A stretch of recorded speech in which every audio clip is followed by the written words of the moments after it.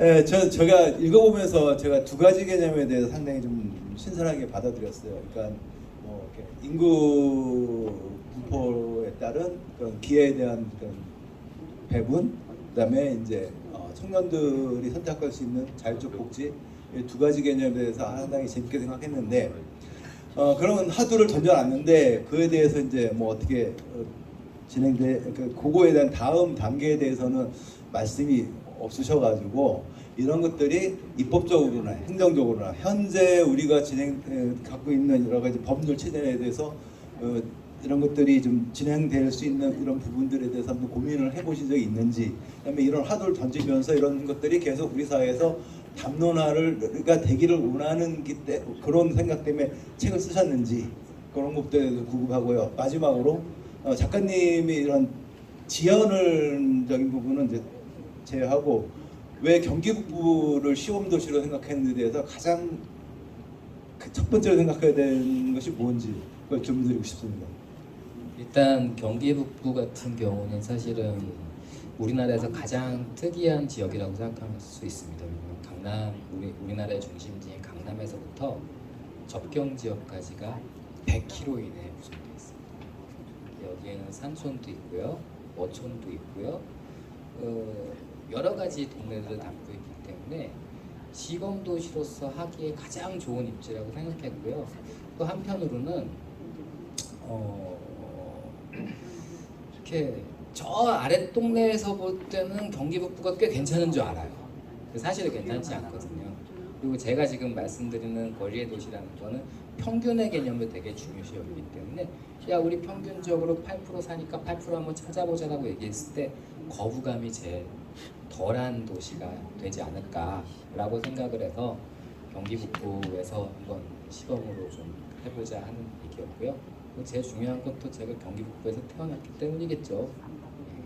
그리고 또 한 가지 그런 개념들을 이게 제가 책을 쓰게 된 이유가 사실은 이거를 5년 전에 이 정책을 만들었어요. 이 두 가지 정책 다 5년 전에 만들었던 건데 5년 전에 만들어서 제가 이걸 어디에 가져가 볼까?